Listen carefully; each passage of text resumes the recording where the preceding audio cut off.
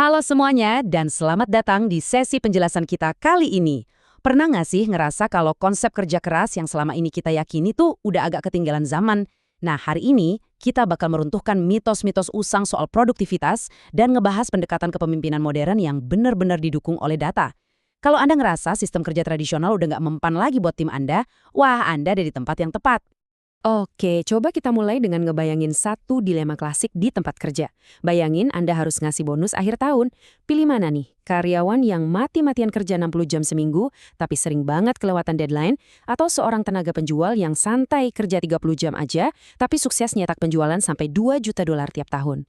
Nah loh, dilema banget kan? Dan jujur aja, disinilah letak paradoks terbesarnya. Hampir semua pemimpin pasti bilang mereka mau menghargai hasil. Tapi pas di lapangan, mereka nggak bisa lepas dari ngeliat upaya fisik si karyawan.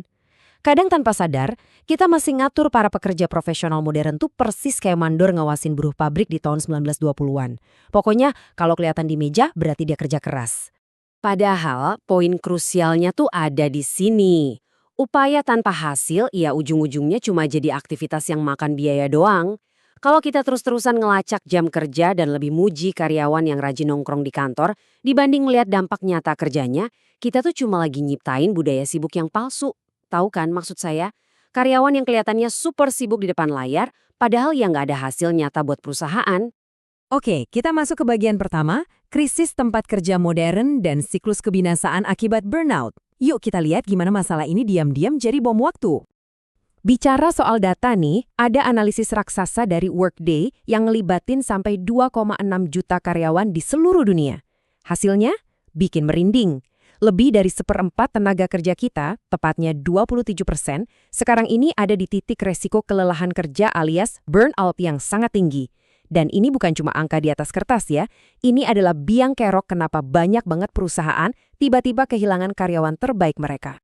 Nah, yang bikin geleng-geleng kepala dari temuan ini adalah soal manajernya.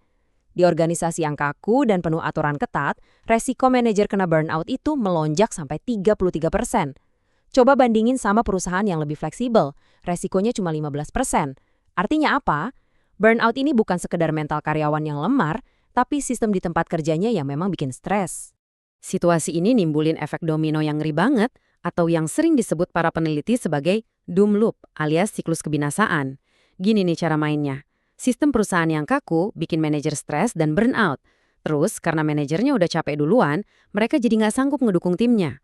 Ujung-ujungnya, stres ini nular ke bawah dan dampaknya menyapu bersih sampai 48% karyawan di tim tersebut.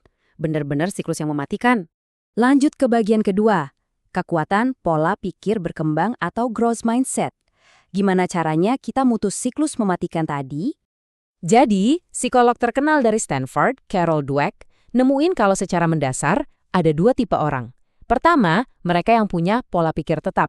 Mereka ngerasa kecerdasan dan bakat tuh udah takdir, nggak bisa diubah. Di sisi lain, ada yang punya pola pikir berkembang.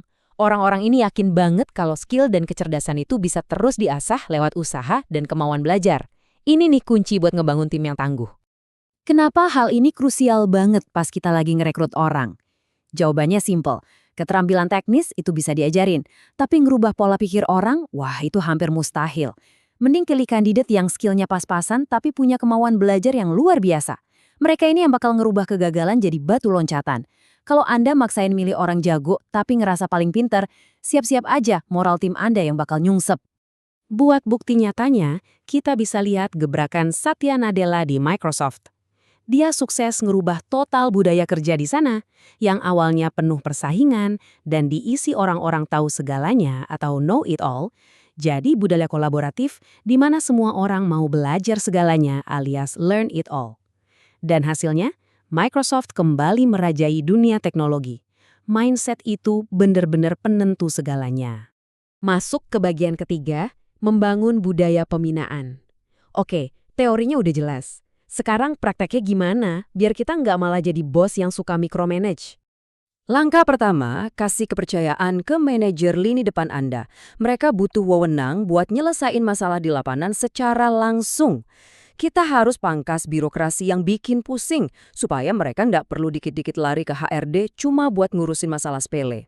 Otonomi kayak gini nih yang bikin orang ngerasa dihargai dan nggak gampang capek. Langkah kedua, ini yang sering salah kaprah.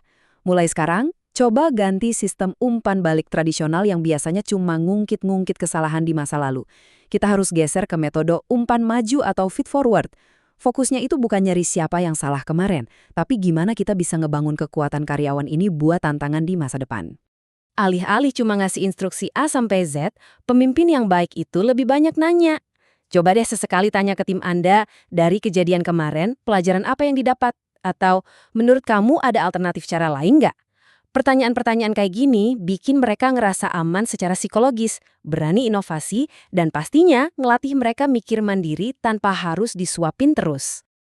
Terakhir, bagian keempat, berhenti menghargai perilaku yang salah. Ini poin yang lumayan nyelekit, tapi wajib banget kita bahas. Yuk, kita mulai stop ngasih tepuk tangan ke karyawan yang selalu nyampe kantor paling pagi buta, atau mereka yang berasa heroik gara-gara ngebalas email di jam 2 pagi. Kita juga harus berhenti mikir kalau orang yang selalu ikut rapat itu orang yang paling penting. Mulai sekarang, ayo kita kasih apresiasi ke mereka yang berani ngebatalin rapat yang gak berguna dan mereka yang bisa nyelesain kerjaan dengan cara yang efisien. Biar lebih jelas, netapin hasil itu nggak perlu ribet. Di tim IT misalnya, targetnya ya merilis fitur X sebelum tanggal Y. Buat tim sales, sukses nutup 25% peluang masuk. Atau di tim customer service, ngeberesin 90% keluhan konsumen di panggilan pertama. Udah, sejelas itu aja. Selama target itu tercapai, kasih mereka kebebasan 100% soal cara kerjanya. Nggak perlu dilacak tiap menitnya. Coba renungkan ini sejenak. Kalau orang-orang di tim Anda cuma sibuk kelihatan kerja keras tanpa ngasih hasil yang nyata, dan mereka nggak punya ruang buat berkembang, ya perusahaan Anda lama-lama bakal diam di tempat. Kita nggak bisa ngarepin laju inovasi yang cepat kalau mesin pendorong utamanya aja cuma jalan di tempat.